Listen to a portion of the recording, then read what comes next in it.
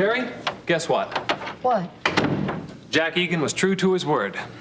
He discharged you? Yep. My stay here as an inpatient is now ended. I'm officially discharged. Ben, that's wonderful. Oh. Now it's just a matter of time and therapy to see. Hey, I'm trusting the Lord is going to give you complete use of your hand again. And we can't stop bugging him until he does, okay? Okay. I'll just be thankful that the surgery went so well and not worry about the future. That's the spirit. I just wish Lori were here to share it. Do you realize, Terry, that the day after Thanksgiving is our first wedding anniversary?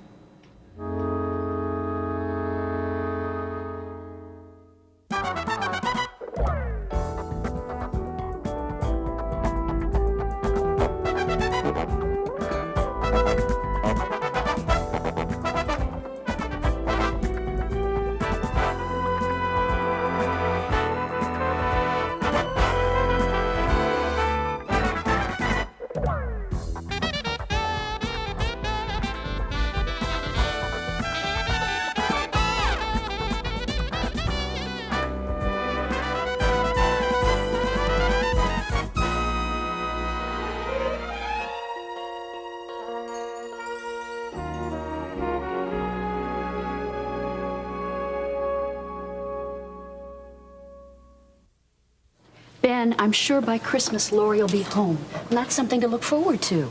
I don't even want to get my hopes up for then. And I don't want you to stop hoping for it, especially if we want the Lori we know to come back to us. Terry, I want her home. But I also don't want to rush her recovery. Lori needs more time to recover than either one of us expected. I love your daughter very much. I know you do. And our first wedding anniversary is so important. I want her here. I want her home so I can show her how special she is to me. It doesn't matter where the two of you are, as long as you're together, and you will be. But still, Terry, to have Lori up there. Ben, Scott and I celebrated our first wedding anniversary in a traffic jam.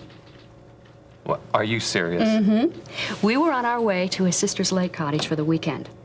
Well, we hadn't driven an hour when a truck, several cars ahead of us, went off the highway and hit a power line. Well, the driver wasn't seriously hurt, thank God. But we had to wait in the car until the repairman fixed the line before we could drive on. And it took all day. The whole day? And I had wanted that day to be so special. And it was, because Scott and I spent it together. Has anyone ever told you how good you are at encouraging a person to count his blessings? Well, if we don't keep a record of them, they'll go unnoticed and unappreciated. Ben, would I be imposing if Peter and I joined you and Lori for Thanksgiving? I mean, I've always thought of Thanksgiving as our family day. Oh, are you kidding? Terry, I would love for all of us to be together. The only thing Miriam has written down here is a dental appointment. Let's see. Oh, and that was yesterday. If she'd have been in the office at all, she would have seen the note that I left right there on her desk. And I've been calling all over Kingsley since you told me she was missing. Oh, bless you, Vicki. I don't know, between the two of us and our calls, we should have been able to track her down. I don't understand why the police haven't done more about this. Oh, Sergeant Brubaker is investigating her disappearance now, but you know, he couldn't do anything for 24 hours until she was officially missing. Well, what has he come up with so far? Oh, not even a clue. Harold Webster has even told his private detectives to look for her. Wherever she is, I just wish she had that letter from her son. Almost every day she talked about how much she wanted to hear from I know. him. Eric's letter's still right there, and it'll be there waiting for her when she comes back. I'm afraid. I keep thinking that the only reason she hasn't gotten it yet is because she's lying someplace, hurt her. I know. We can start to call the hospitals. Vicki, Terry Davison and I checked every hospital within a 100-mile radius. And so far, no Miriam Mason has checked in there recently. Well, what about anybody fitting her description? Well, there was one, but it turned out not to be Miriam Mason. Well, then the only thing I could think of is to contact her friends at Kingsley College. Her ex-husband was a professor there once, and his name is Dr. Paul Mason. Oh, yes, she told me about it. But you know, Miriam didn't have any friends at college. And you know, she hated Kingsley the whole while she was married. Well, I'm sorry. You've been a lot of help to me. Vicki, I guess I should be running along now. Mrs. Redlin, I read about people who are missing all the time. It's just that It's never happened before to anybody that I knew. Well, our town is going through another set of growing pains. The last time we went through a phase like this, I stopped taking strolls alone after sunset. But who would want to harm Miriam? The thought of anyone capable of doing something so awful like... Well, Vicki, I'm sure... Nancy! Vicki, I came by to talk with you, but I guess you're busy. Well, I was just leaving Nancy. I'll call you if I hear of Okay, anything. Mrs. Revlin, thanks. You take care of yourself. I will. Thank you. What was Ione Redlin, of all people, doing here? She's still looking for Miriam. She hasn't given up yet? Boy, I'm sick of hearing about Miriam everywhere I go. Nancy! We have to find Miriam. Nobody knows what's happened to her. Well, I know what's happened to Miriam, and no doubt she's probably strung out from a drug overdose somewhere. She wouldn't do anything as stupid as take drugs again. She said so herself. And you believed her? Yes. Well, she is religious. Well, don't let that fool you. I mean, she hasn't changed. She was addicted to pills. She's addicted to religion. I mean, she'd be addicted to a rock if she could get it down her throat. The woman just cannot cope with her life. I don't know, but, I didn't come here to talk about Miriam. Oh? Why'd you stop by? Well, I wanted to see if you wanted to go to the Castaway Bar tonight. I don't think so, Nancy. Oh, come on, Vicki. I mean, we might see something interesting. Like that hunk we saw the other night. No, I'm just not really up to it tonight. Well, you will be by the time we order. This may be our lucky night to find someone who's very rich and very handsome. Well, I certainly wish that Miriam were more interested in how I'm doing. She is. She spent hours here waiting during your surgery and while you were in recovery. Really? I've been out of the recovery room for quite some time now. I suppose she feels that the hours that she spent long enough at my vigil? That isn't true. Then where is she? And why hasn't she been here to visit me? I can't tell you. Can't or won't? Mrs. Davidson, has Miriam told you that she doesn't want to see me anymore? Of course not. She loves you. Well, I must say I really couldn't blame her if she didn't want to come back to see me. My neglect of her since before I've been tied to this bed is pretty well known. Miriam isn't blaming you for anything, Mr. Carpenter. She's told you that before. I know she has, but I simply have to hear that from her again. Well, you will. Soon, I hope. Meanwhile, I lie here reliving these past several months of how I've disappointed my daughter. It's no wonder she turned back to Helen. Mrs. Davidson, do you suppose that Miriam did visit Helen in Canada after all, that she could have changed her mind? Well, it's a possibility, but I don't think so. You're being evasive again. Either Miriam is or is not still in Kingsley. Now, which is it? You're asking me something I can't answer.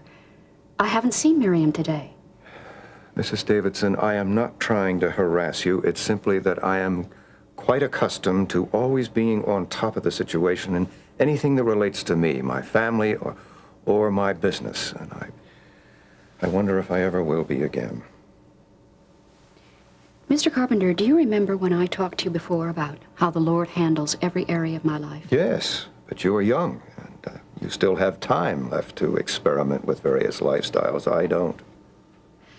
I know this sounds strange to you, but I have enough time because of the life I've chosen.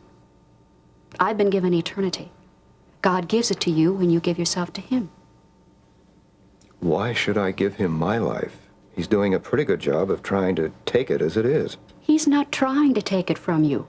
You're risking throwing it away now and forever. When I leave the world, I know I'll live forever with Him. You know? Yes, I know.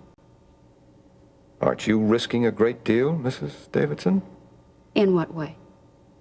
Well, you can't blind someone and then guarantee that the first shot will hit the bullseye. Well, I've never heard of my relationship with the Lord put in those terms before, but there is a guarantee. And what is that? Jesus Himself. I'm sorry, I don't quite understand. Jesus guarantees us eternal life if we believe that He's God's Son, that He died for our sins and that He rose from the dead. Now, my faith is based on those historical facts, and because of it, I believe all the rest of his promises to me, too. I'm sure you do, Mrs. Davidson. I'm sure you do. But I'm sorry. I'm just not ready to go to that extreme yet.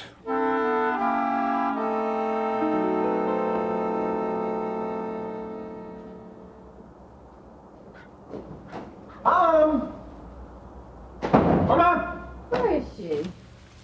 I don't know. Oh. Ah, the kitchen. You hold these. I'll go check, see if she's in there. I will be right back. Ooh, these are nice. Mom, are you here? We bought you some flowers, and they're so beautiful. Hey. I guess we're all alone, lady. Oh, are we? Yeah, now he's not ashamed. Oh, did you plan this? Come on, Carla. Now you know I've been with you every second. Oh, that's right, you have. How could I forget that? Oh, no. But I'm glad you remember.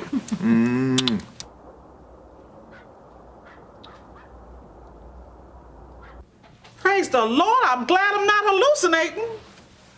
Hey, Mom. How are you? Mama, we didn't see you.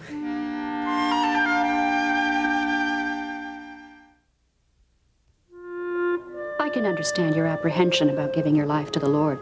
Miriam was the same way at first. She was? I think she said that she was afraid she'd wake up one day and not believe anymore. Then she'd want to discard God. That certainly sounds like the Miriam I used to know. Very changeable, almost mercurial.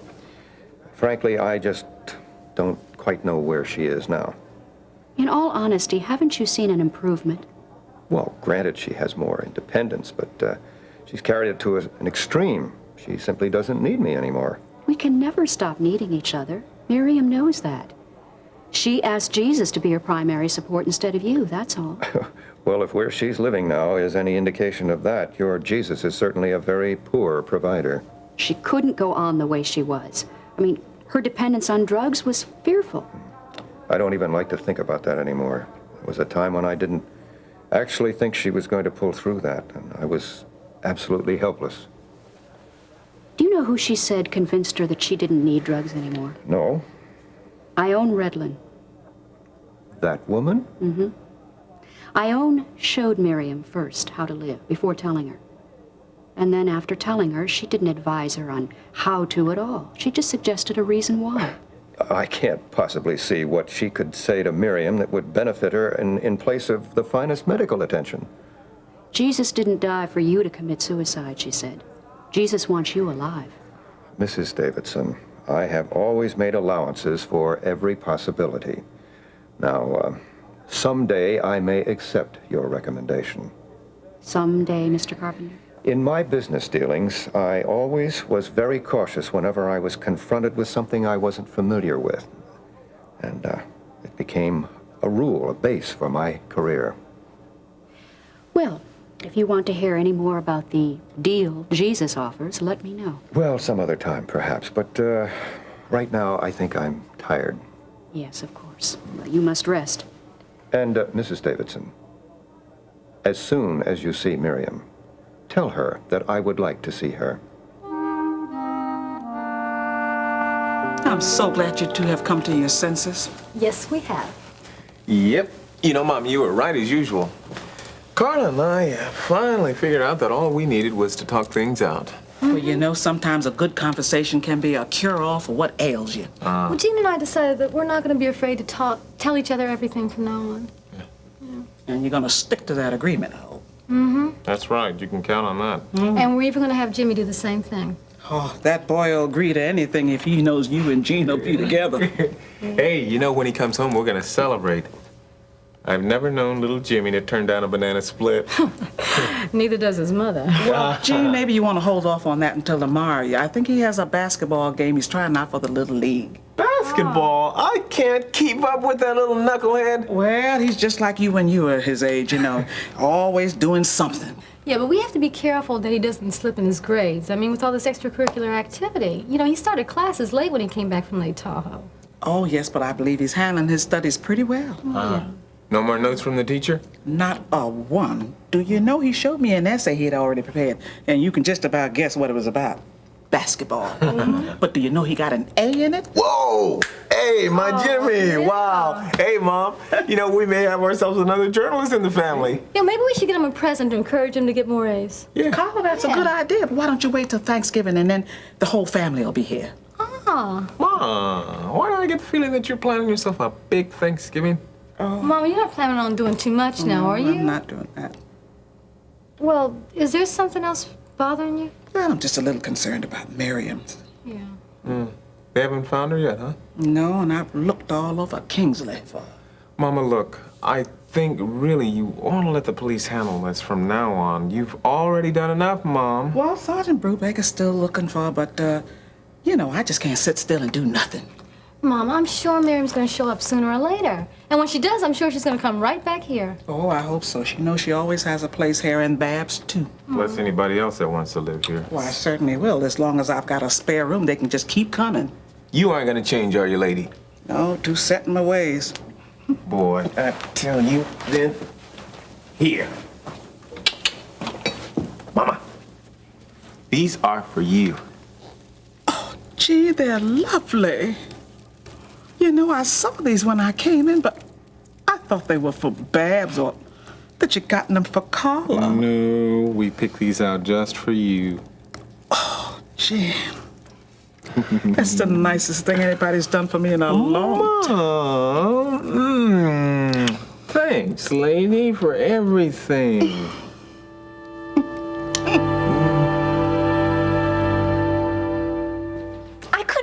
Terry. I mean, there's Brubaker talking to me like I'm some kind of common criminal. Nancy, he only wanted to know if you knew anything about Miriam. Well, I'm not her babysitter. I don't know where she is. Nancy, are you sure you haven't seen her in the last couple of days? Yeah, I'm sure. What's with you? I mean, you're starting to sound like Brubaker. Well, when Ione and I went over all the possibilities of where she could be, he said that... Wait a minute. I know you went to see Brubaker, but did you and Ione Redland go and see him before he asked to see me? Yes.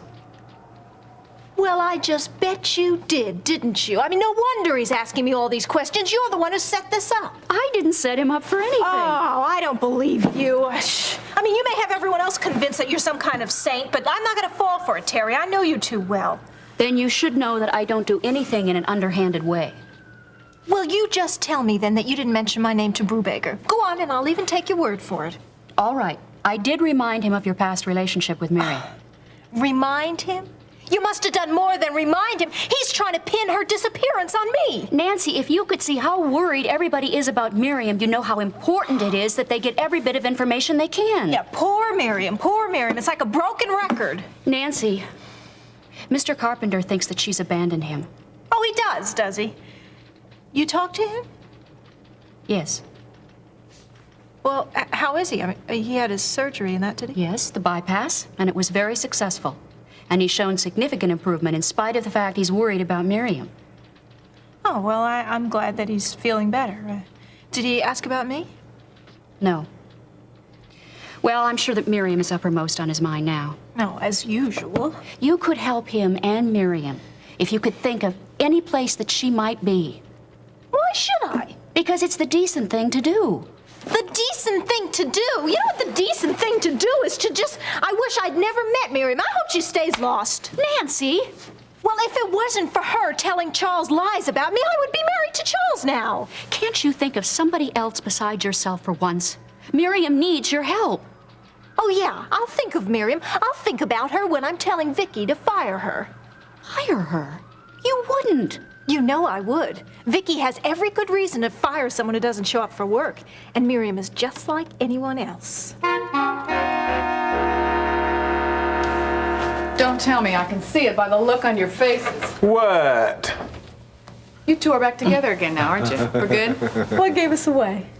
Well, there's this smile that's about a foot long on all three of your faces. Well, Babs, honey, you can't keep a lid on joy. Especially when it's a long time coming. Yeah, well, just don't blame me if you wake up tomorrow morning and your faces are all sore from grinning so much.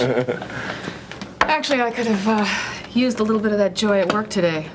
You had a hard day at Mr. Webster's office, didn't you? Oh, the pit. You sure you were in the right office? The office where you say only you could do the work right? It's not the work that's hit rock bottom. I just feel like I'm getting to the end of my rope, you know? If I could just talk some sense into Harold. Oh, forget it. I'm just running off at the mouth. Well, maybe you ought to tell us what you're running off the mouth about, lady. Well, honey, I got the right thing just to make you forget all about that office. What's that? Well, come on out in the kitchen and help me with dinner. Dinner? Oh, you go ahead. Start without me. I'll be along later. Mom, you need some help? I'll get up and help you. Oh, no, Carla, you just sit right there. You just sit right there, and perhaps I can handle it. No, there's something special I want to make for Jimmy anyway. Oh, no. Come on. Come on. Well, all right. Hey, Babs. Huh? What's up? What do you mean? Come on, out with it, lady.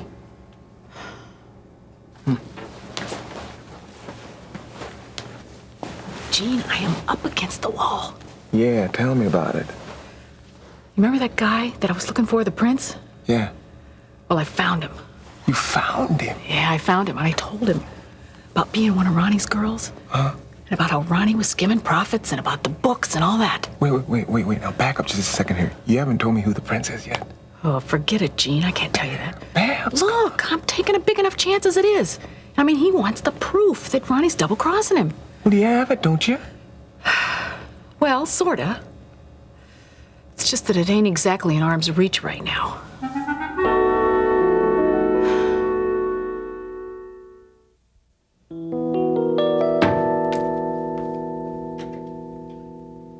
Babs, you said you had those photocopies and the ledgers of Ronnie. I was straight with you, Gene. I did. What do you mean you did? Where are they now? Well, I took your advice and I put him in a safe place. The only thing is, the place I put him in wasn't as safe as I thought it would be. Oh, gosh. Well, exactly where did you put him? I can't tell you that. Babs, what can you tell me? Look. I can tell you what's on my mind right now, and you probably already know what it is anyway. Oh, stop that. You know I never know what you're thinking. I'm thinking that I had better get out of town and fast. I am living on borrowed time as it is. All right, now listen. You sure you can't get your hands back on those ledgers? The only way I'm going to get my hands on those ledgers is if they walk through that front door right now.